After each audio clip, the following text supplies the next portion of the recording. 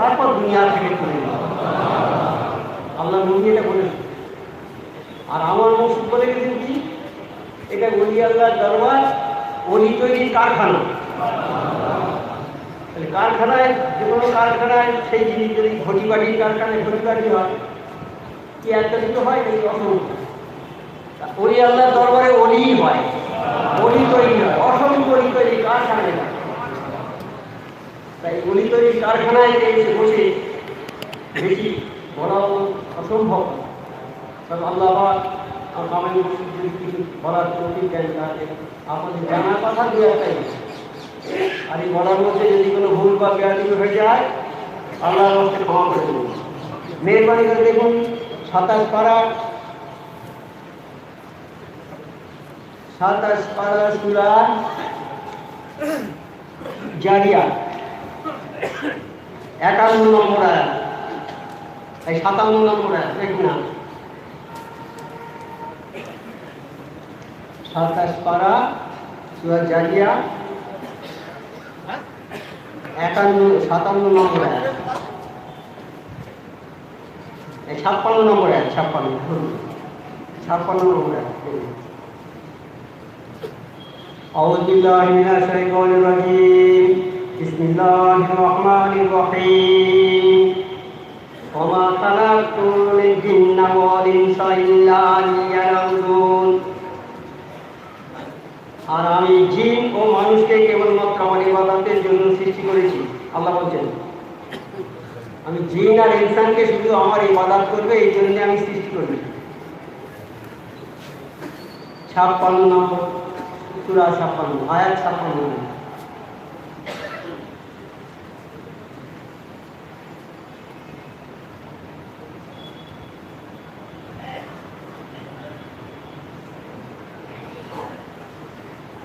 আল্লাহ বলছে হে মানুষ তোমরা আমার ইবাদত বন্দেগী করো, তার পরিবর্তে আমি কি দেবো তোমাদের জন্য আমি পৃথিবী সৃষ্টি করেছি। পৃথিবী সৃষ্টি করে পৃথিবীর যত মখলুক আছে 18,000 মখলুকের মধ্যে মানুষ সর্বশ্রেষ্ঠ মখলুক, আর যারা আছে জিন মানুষ বাদে আর যা থাকে মখলুক, এই সমস্ত মখলুককে আল্লাহ মানুষের খেদমতে লাগিয়ে দিই। এরা সবাই মানুষের খেদমত করছে। যেমন আকাশ কি খেদমত করছে মানুষ। আকাশে সূর্য আছে, সূর্যের আলো, আকাশ সূর্যের আলো দিচ্ছে আমাদের।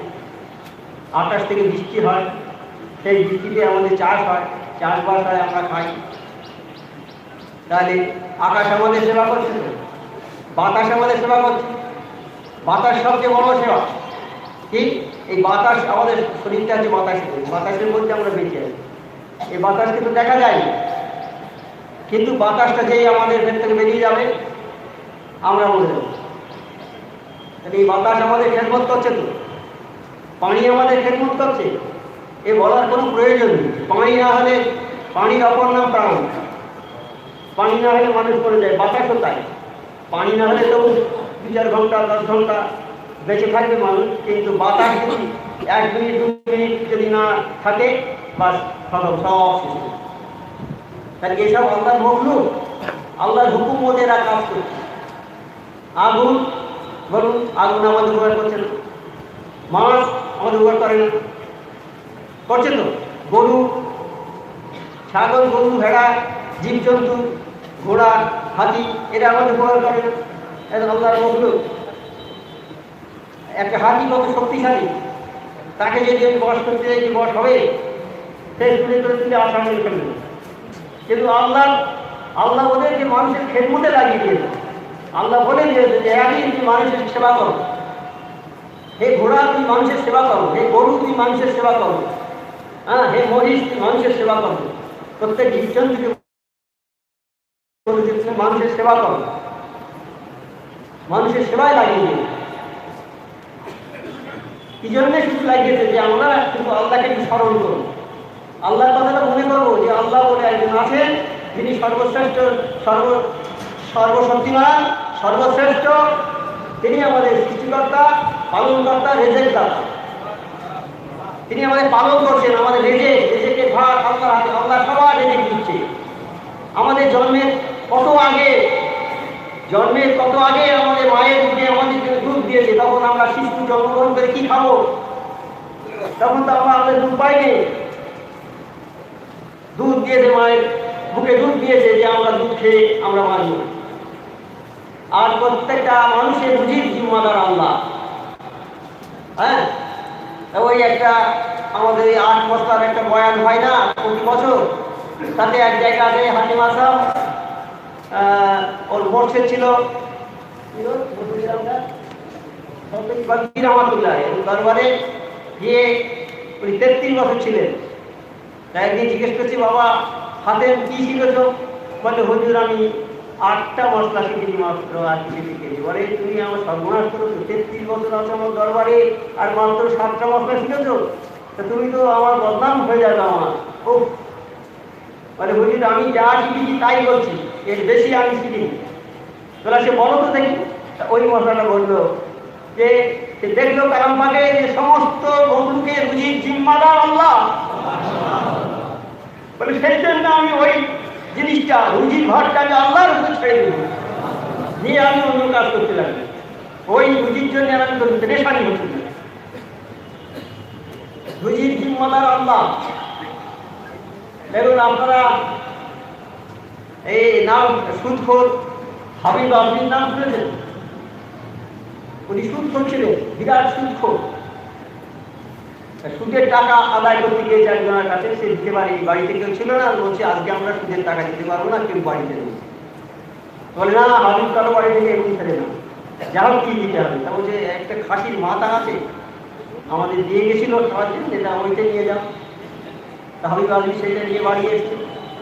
বাড়ি এসে সেটা স্ত্রীকে রান্না করতে বলেছে, রান্না টান্না হয়ে গেলে খেতে যাবে, এমন সময় ভিক্ষু কেটে বলছে, বাবু কিছু 3 দিন খাওয়া হয় না, আমার কিছু দেবে বাবু? বলে যা, দূর হয়ে যা, আমরা দুজনে খাওয়ার জন্য মাত্র রান্না করি, আর তোকে কি দেবো? না হবে না, চলে যাবে। সে কাঁদতে কাঁদতে চলে গেল। হাবিব আজমি বলছে দাও রুটি গোশ দাও। স্ত্রীকে বলছে, হাঁড়ি ঢাকনা আলগা করে দেখে গোশ সব রক্তে পরিণত হয়ে গেছে, রক্ত হয়ে গেছে। তখন স্ত্রী বলে, দেখো তুমি যেই কারবার করতে সুখে জঘন্য কারবার, আর এই দেখো গোশ সব রক্ত হয়ে গেছে, এই রক্ত খাওয়াচ্ছে আমাদের। এইটা দেখি এক একটা উসিলাতে মানুষের পরিবর্তন হয়। আল্লাহ মানুষকে পরিবর্তন করে এক একটা উসিলায়। কারো বিপদ দেয়, রোগ দেয়, বালা দেয়, হ্যাঁ, ছেলের মৃত্যু দেবে, ধন সম্পদের ক্ষতি করে, এরকম কোনো না কোনো একটা উসিলা করে আল্লাহ কি করে, যে যেন ওই বাংলাটা আমার দিকে ফিরে আসে। এই এখানে আর উসিলা হলো কি, কোষটা রক্তে পরিণত হয়ে গেল, আর তাদের মনে অনুশোচনা হলো, আমি তো সর্বনাশ করেছি, এতদিন লোকের কাছ থেকে যা টাকা নিয়েছিলাম, রক্ত খেয়েছি আমি লোকের। হায় আল্লাহ, কোথায় গেলে আমার গুনাহ মাফ হবে? পাগলের মতো হয়ে গেছে। একজন যাও হাসান বসরি রহমাতুল্লাহ দরবারে যাও, তোমার গুনাহ মাফ হবে। যাচ্ছে হাসান বসরি রহমাতুল্লাহ দরবারে, যাওয়ার সময় রাস্তায় ছেলেরা খেলা করছে, বলছে এই চলে যা চলে যা, সুদখোর হামিদ যাচ্ছে, সুদখোর হামিদ যাচ্ছে। ওর হাওয়া ওনার হাওয়া যদি আমাদের গায়ে লাগে আমরা অপবিত্র হয়ে যাবো। হাবিব আজমি সাহেব কথা শুনে গেল, চলে গেল হাসান বসরির দরবারে গেল। সেখানে গিয়ে তওবা করলো, তওবা করে যখন ফিরে আসছে, যখন ওই ছেলেরা খেলা করছে, তারা বলছে এই সরে যা সরে যা, হাবিব আজমি যাচ্ছে, হাবিব আজমি যাচ্ছে। আমাদের গায়ে হাওয়া যদি হাবিব আজমির গায়ে লাগে, তাই আমরা অপবিত্র হয়ে যাবো। তখন হাবিব বলছে, আল্লাহ তুমি এত বড় মহান, আমি একটু আগে অপবিত্র ছিল, আমার গায়ে হাওয়া লাগলে ছেলেদের তারা অপবিত্র হয়ে যেত, আর এই তোমার মাহবুব বান্দা তোমার দোস্তের দরবারে গিয়ে তওবা করার পরে আমি এত পাপ পরিশুদ্ধি করে দিয়ে চললাম, এখন ছেলেদের মাধ্যম দিয়ে বিষয় জানিয়ে দিয়ে চললাম। হাবিব আজমি রহমতুল্লাহ পরবর্তী জীবনে তিনি একটা ওলিয়াল্লাহ হয়েছিলেন। হাসান বসরি রহমতুল্লাহর কাছে তিনি বয়াত হয়েছিলেন। এইবার বাড়িতে কি করলো, সমস্ত কিছু বিক্রি করে দিলে, যাদের কাছে থেকে টাকা মাঠে নিয়েছে তাদের ডাকছে, এসো, এই তোমরা এসো। সবাই ভয়ে আসে না, করছে আবার কি হবে, আবার কিরকম টাকা চাপায় ঘাড়ে, সবার ভয় হয়ে রয়েছে। আসে না, বল না, আমি আজকে সবার জিনিস ফেরত দেবো, তোমাদের যা জায়গায় জিনিস সব ফেরত দেবো, তোমরা চলে এসো, তোমাদের জিনিস নিয়ে যাও। হাবিব কাছে এসে সব জিনিসপত্র হাবিব দিয়ে দিল। শুনতে একটা চাদর গায়ে আছে, আর কিছু নেই। স্ত্রীকে হাত ধরে নিয়ে বাড়ি থেকে বেরিয়ে চলে যাচ্ছে। একবার এসে বললেন, চাদরটা আমাকে দিন। চাদরটা উঠে গেলেন।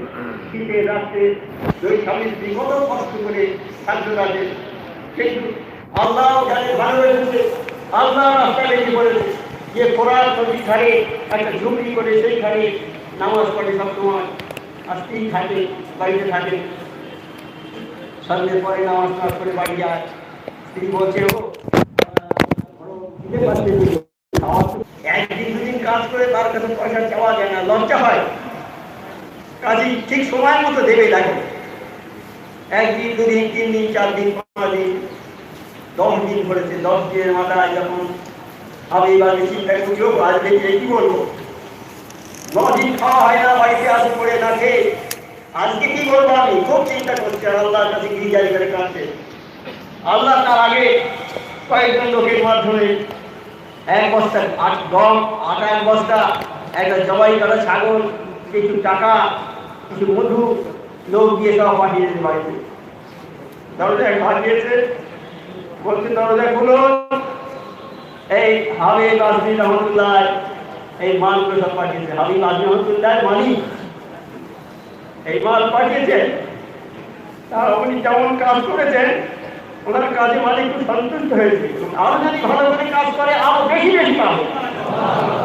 তাই দেখুন, নামাজের মাধ্যম দিয়ে আল্লাহ বলে আমি করতে গেলে দেখে জিম্মাদার হাবিব মাজিদ আল্লাহর উপরে খরচা করেছিল বলে আল্লাহর তরফ থেকে তার বাড়িতে খানা এসে যাবে। তা এইরকম আল্লাহ হচ্ছে নিজের জিম্মাদার, প্রত্যেক মানুষের জিম্মাদার, এই সারা জাহানের জিম্মাদার আল্লাহ। আমাদের সেই আল্লাহর উপরে ভরসা কম বলেই আমাদের হয় না, তবুও আল্লাহ আমাদের বাঁচিয়ে রেখেছে। আল্লাহ রহমত, আল্লাহ মেহরবানি আমাদের উপরে আসে বলেই আমরা বেঁচে আছি। যে চুরি করছে, টাকাটি করছে, ফোন করছে, রাজানি করছে, লোকের অন্যায় করছে, তাকেও আল্লাহ বাঁচিয়ে রেখেছে।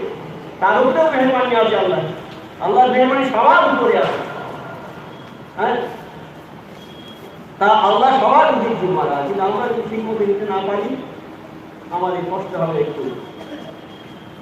তা এই জন্যে যখন কোনো মানুষ আল্লাহর হয়ে যায়, যখন কোনো মানুষ আল্লাহ হয়ে যায়, নিজেকে নিজ করে ফেলে আল্লাহকে, তখন এই কুল মখলুকাত ওই মানুষের গোলাম হয়ে যায়। আর আল্লাহ ঘোষণা করে, কুল মখলুকের কাছে ঘোষণা করে, ওহে এই মানুষটা আমার মহবুব বান্দা, এই মানুষটা আমার খুব প্রিয় বান্দা, একে তোমরা সবাই সম্মান করবে, একে তোমরা সবাই তাজিম করবে। তাই দেখা যায় জঙ্গলের বাঘ একজন মানুষকে তাজিম করছে। হযরত ওমর ফারুক রাদিয়াল্লাহু তাআলা বাড়িতে কয়েকজন লোক গিয়েছে, গিয়ে বলছে আমরা আমাদের ওমর ফারুকের সঙ্গে দেখা করবো।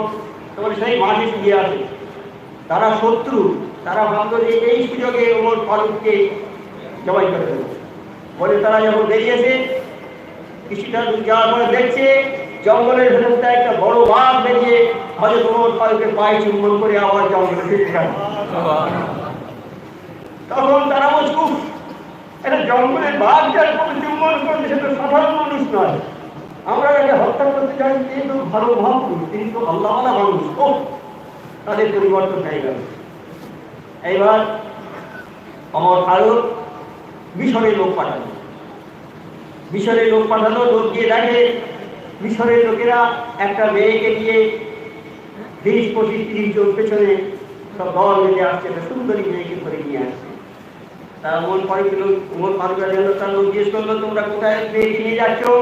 বলছে আমরা একে নিয়ে যাচ্ছি নীল নদে, নীল নদ শুকিয়ে গেছে দেখছেন না, এই নীল নদের মাঝখানে গিয়ে বলি দেবো, আর ওইখানে রেয়াজ হয়ে গেছে যে প্রতি বছর বাড়ি থেকে একটা করে লোককে দিতে হবে বলি যায়, তবে নীল নদে পানি আসবে, নদে আসবে। তা আমরা একে নিয়ে যাচ্ছি বলি দেবো, বলে তোমার বলিটা বন্ধ রাখো, তা আমি তোমাদের যখন বলবো তোমরা বলি যাও, একটু বন্ধ রেখে দেবো। তখন বন্ধ রাখলো। ওমর ফারুকের জান্নাতের চিঠি লিখলেন উনি, এই অবস্থা।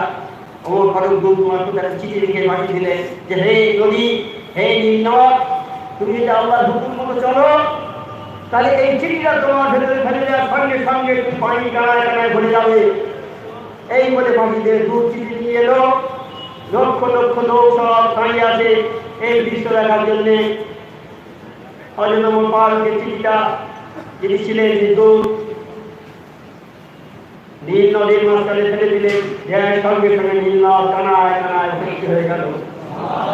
দুই দুটি অসংখ্য উদ্যান ছিল, তারা ইমান আনলো সব।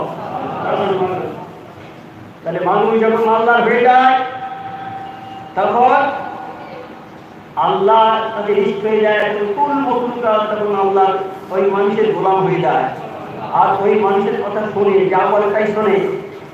আমার মুর্শিদ সুফি আজাদ নাসির রহমাতুল্লাহ আলাইহি ওই রকম একজন মানুষ, ওই রকম একজন মানুষ যিনি আল্লাহকে নিজেকে সম্পূর্ণ নিজ করে দিয়েছেন। এ কথা কি বলা বাহুল্য? কি বলা বাহুল্য নয়। যিনি জমিদারি ত্যাগ করেছেন, সব কিছু ত্যাগ করে জমিদারি, সন্তান সন্ততি, জমি জায়গা, আত্মীয় স্বজন সমস্ত কিছু ত্যাগ করে যিনি আল্লাহ চর্চিতাকে ধরেছেন জয় করে, আল্লাহকেই ধরেছেন, তাহলে তিনি যে আল্লাহকে নিষ্ঠ হয় এটা কি কথা নয়? তিনি আল্লাহকে একদম নিষ্ঠ হয়ে গিয়েছিলেন। একটা প্রবাদ কথা আছে, একটা প্রবাদ বাক্য আছে, পরশ পাথর বলে একটা পাথর আছে নাকি, সেই পাথরের সঙ্গে যদি লোহার ঠেকানো যায় সেই লোহা সোনা হয়ে যায়। সেই পরশ পাথরের এমন গুণ যদি লোহা ঠেকানো যায় সোনা হবে। তা আমার নবী করিম সাল্লাল্লাহু আলাইহি সাল্লাম কে পরশ পাথরের সঙ্গে তুলনা করা হয়েছে, উনি ছিলেন পরশ পাথর। তাই নবী পাক সাল্লাল্লাহু আলাইহি সাল্লামের সঙ্গে যার সহমত হবে, যে নবী সাল্লাল্লাহু আলাইহি সাল্লামের কাছে আসবে দরবারে, সে সোনা হয়ে যাবে, অর্থাৎ ভালো মানুষে পরিণত হয়ে যাবে। তার উদাহরণ সাহাবারা।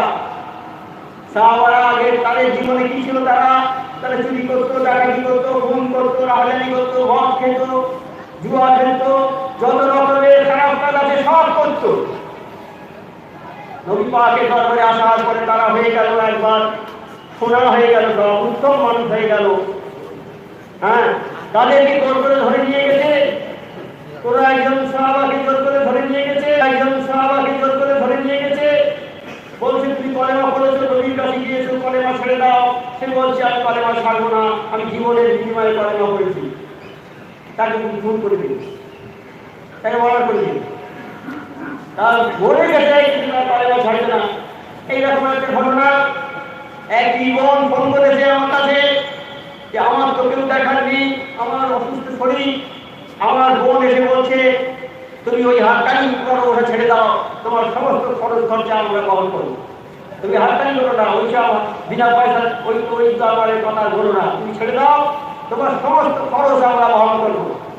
যেমন ওই পাঠ বলেছিলেন না শত্রুরা আবু জেহেল, যে বলো তোমার বাদশা করে দেবো, সুন্দরী মেয়ে দিয়ে দেবো। কিছু বলেন না, ওই বাদশা চুপ করে আসেন। তাহলে মেয়ে দেখা, আমরা তোমার দেখবো, সব কিছু করবো, তুমি ছেড়ে দাও হাতটানি। সে বলছে আমি মরে যাবো কিন্তু হাতটানি ছাড়বো না। দেখুন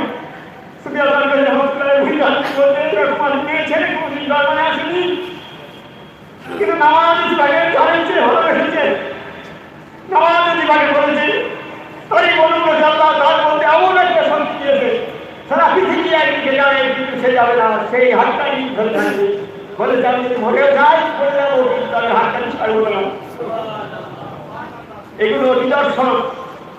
আমরা যারা হাতটানি এসেছি, আমাদের নসিব কুড়িগুলো, আমার সুফি অফিসকে আমাদের বলেছে যারা হাতটানি এসেছে তাদের নসিব কুড়িগুলো, তাহলে এই দরবার ভয় থাকবে। তা আমার মসজিদের কাছে যারা এসেছে তারাও এরকম হয়েছে। আল্লাহ রহমতুল্লাহ ছিলেন, তিনি পরশ পাথর। আমার মসজিদ ছিল আল্লাহ রহমতুল্লাহ পরশ পাথর।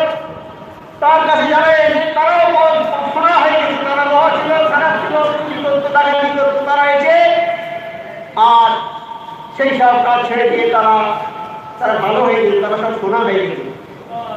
আমার শুধু মহাজেব রহমতুল্লাহ ওইরকম শোনা, সবি আফিজ রহমতুল্লাহ শোনা, আমার সকল শিক্ষক রহমতুল্লাহ শোনা, সাহবত আমার এরা সব শোনা, এসব ভালো মানুষ, আল্লাহ মানুষ, যারা একবার এই দরবারে এসেছেন ওনারা আর জীবনে ফিরে যাননি বাড়ি। এইখানেই তাদের সমাজ, এইখানেই তাদের বাজার, বাড়িতে আপনারা দেখছেন সব আছে। এরা তো শোনা, এদের সাহাবতে জানা যাবে, তারাও শোনা হয়ে যাবে। অনুসারী সেই দরবারেই আমরা আছি। এই দরবারে থাকবে, এই দরবার আমাদের শোনা করে দেবে, কোনো সন্দেহ নেই। এই দরবারে আমাদের থাকতে হবে। আর এই বসে সুফি আল্লাহর কাছে আল্লাহ, তিনি একজন মস্ত বড় মানে আল্লাহকে লিস্ট করে দিয়েছেন। তিনি ছোট্ট একটা অজিফা দিয়ে মানুষকে আল্লাহই করছেন, ছোট্ট একটা অজিফা। সেই অজিফাটা কি? সূরা ফাতিহা, সূরা ইখলাস, ফালাক, নাস, দুরূদ শরীফ, ফালাক, নাস, এই অজিফা। সূরা ফাতিহা, সূরা ইখলাস, ফালাক, নাস, এই চারটি সূরা দিয়েছেন আমাদের দুরূদ শরীফ। তাই আমাদের অজিফা। আর এই অজিফার মধ্যে কি আছে? সূরা ফালাক, সূরা ফাতিহা। এই সূরা ফাতিহা হচ্ছে একবার পড়লে 20 পারা কোরআন শরীফের সওয়াব পাবে। এই সূরা যদি কেউ একবার এর তাফসীরটা করে, সে যেন সমস্ত কালাম পাকের তাফসীর করবে।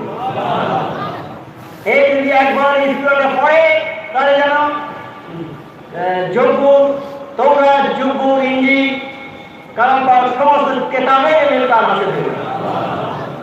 আর এই সূরাটা না পড়লে নামাজ হবে না।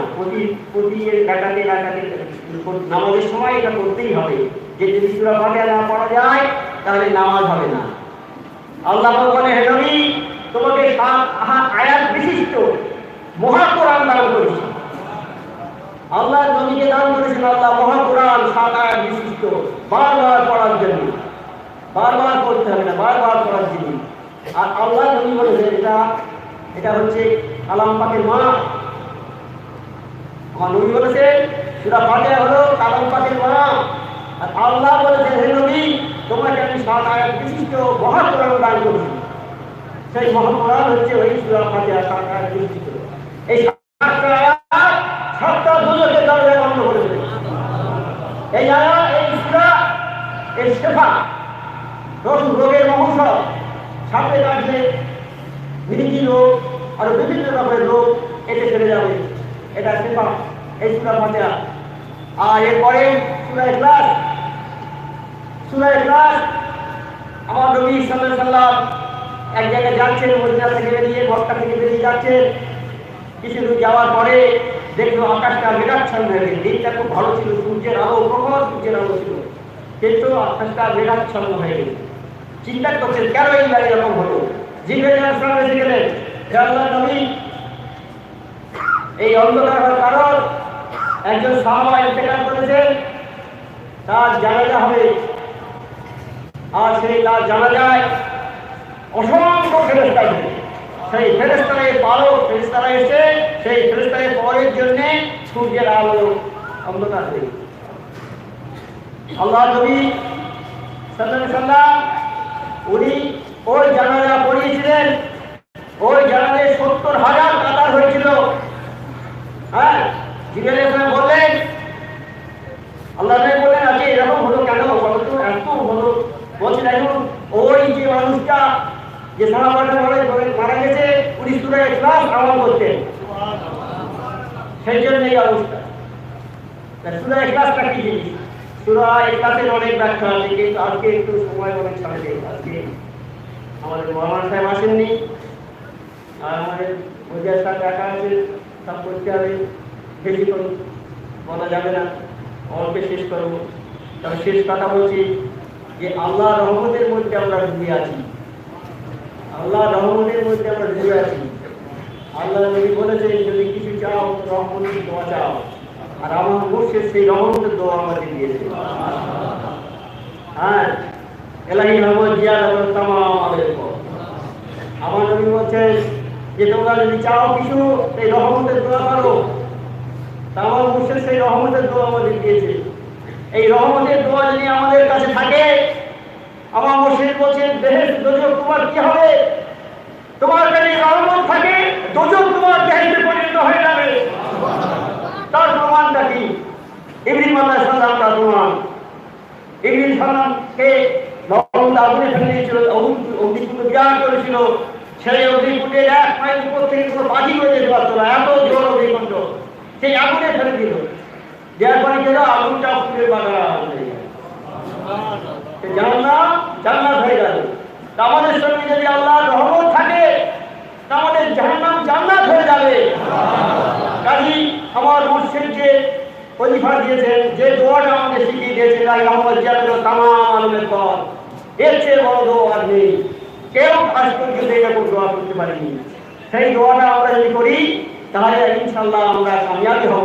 আল্লাহ পাক আমাদের সবাইকে তৌফিক দিন। কামিয়াব হয়ে আল্লাহর দরবারে আসার, ছেলে মেয়ে বাচ্চা প্রত্যেককে ওজিফা শেখানো, প্রত্যেককে নামাজ শেখানো, প্রত্যেককে নামাজ শেখাতে হবে।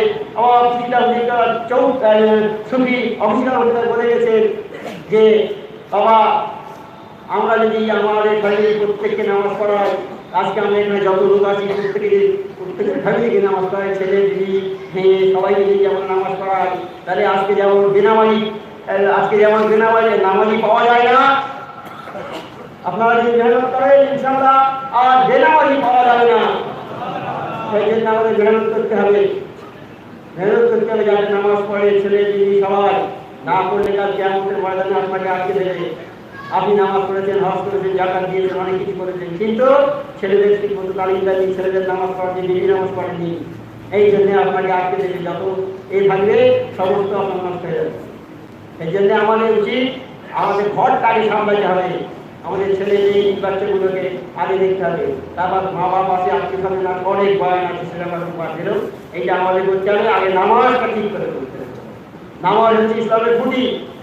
যে নামাজ ঠিক রাখবে না সে ইসলামকে বরবাদ করে দেবে।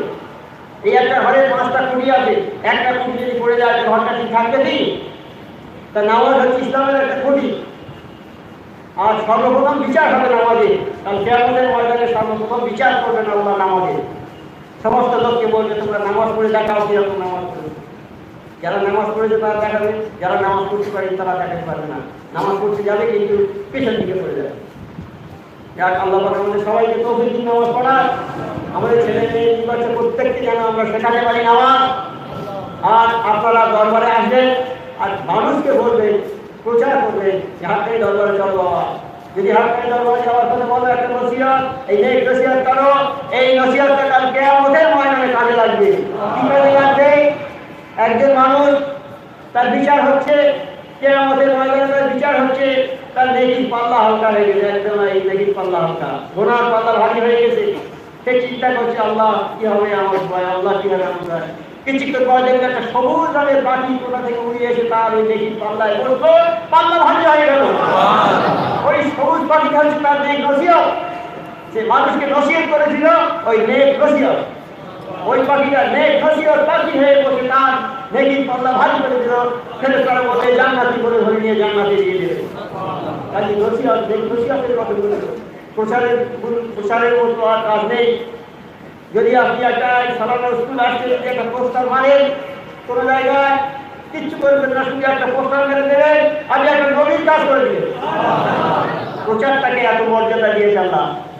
আল্লাহ নবী প্রচার করতে গিয়ে কত মার দিয়েছে, কত যন্ত্রণা ভোগ করে দিয়েছে, কিন্তু প্রচার থেকে খান্ত হয়নি। আল্লাহ আমাদের সবাইকে হাক্কের আঞ্জুমানের প্রচারটা করতে, হাক্কের আঞ্জুমান আমার মোর্শেদ সুফি সাহসিকে রহমতুল্লাহ হয়ে তিনি যে বাগান তৈরি করে রেখে গেছেন, আমরা যেন সেটা রক্ষা করতে পারি। আল্লাহ আমাদের তৌফিক দিও আল্লাহ, আমরা যেন এটাকে রক্ষা করতে পারি আল্লাহ। আল্লাহ আমরা এমন এগিয়ে নিয়ে যেতে পারি আল্লাহ। আল্লাহ আমাদের সবাইকে তৌফিক দাও আল্লাহ। এই সমাজকে আমাদের আরো দূরে আরো উচিত তুলতে পারি আল্লাহ, তারা তৌফিক দাও। আমার তিনি নামাজ পড়তে পারতেন, এত কষ্ট হতো, ধরে কিন্তু ধরে নামাজে বসে দেওয়া হতো, কিন্তু জীবনে একটা নামাজ কাজে হয়নি। নামাজকে কত ভালো বেশি গেছে। আমরা তারই অনুসারী, আমরা তাকেই দেখেছি, তিনি নামাজকে এরকম ভাবে হেফাজত করেছেন। তাহলে আমাদের নামাজকে হেফাজত করতে হবে। নিশ্চয়ই নিশ্চয়ই যারা নামাজকে হেফাজত করেছে তাকে হিসাব জান্নাত দিবে।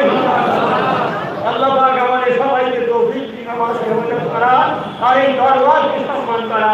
কারণ আল্লাহ দরবারকে এই হাক্কের আঞ্জুমানকে এগিয়ে যাওয়া, নিজেদের মধ্যে ভুল বোঝাবুঝি যদি থাকে সব ত্যাগ করে হাক্কের আঞ্জুমান আমাদের সবার সম্পত্তি, কারো ব্যক্তিগত নয়, এই সম্পত্তিকে রক্ষা করা আমাদের সবার দায়িত্ব।